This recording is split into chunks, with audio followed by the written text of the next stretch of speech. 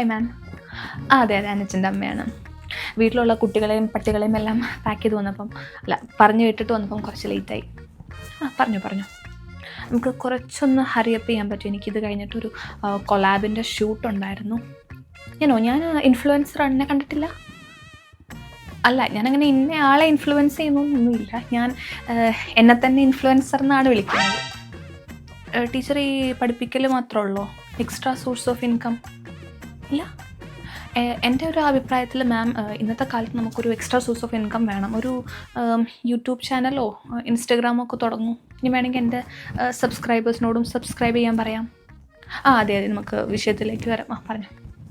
എത്ര ക്ലാസ്സിൽ കയറാറുണ്ട്, ക്ലാസ്സിൽ കയറാറില്ല എന്ന് പറയുമ്പോൾ 6 ക്ലാസ്സിന് 8 6 ക്ലാസ്സിന് കയറുന്നുണ്ട്. It not too bad.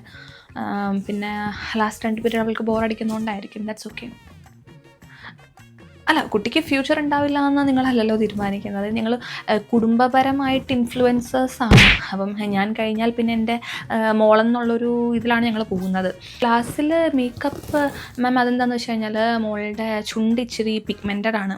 അപ്പം ഞാൻ പറഞ്ഞു, അവൾ കംഫർട്ടബിൾ അല്ലെങ്കിൽ ലിപ്സ്റ്റിക് ഇട്ടോട്ടെ. ഇപ്പം മേക്കപ്പ് ഇട്ടിട്ട് കുട്ടികളുടെ കോൺഫിഡൻസ് ബൂസ്റ്റ് ചെയ്യാൻ പറ്റുമെങ്കിൽ അവർ മേക്കപ്പ് ഇട്ടോട്ടെ. എനിക്കത് ഭയങ്കര തെറ്റായിട്ടൊന്നും തോന്നാറില്ല.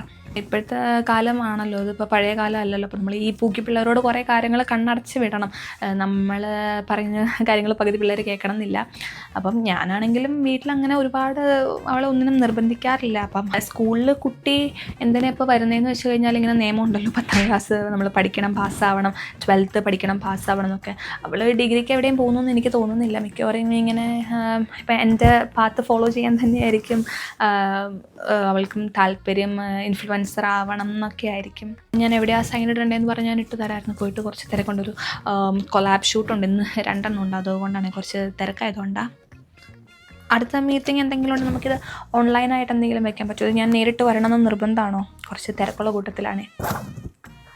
നേരിട്ട് വരണമല്ലേ? കുഴപ്പമില്ല. ഞാൻ കുഴപ്പമില്ല, കൊളാബൊക്കെ ഇങ്ങനെ റീസ്കെഡ്യൂൾ ചെയ്തിട്ട് വരാം.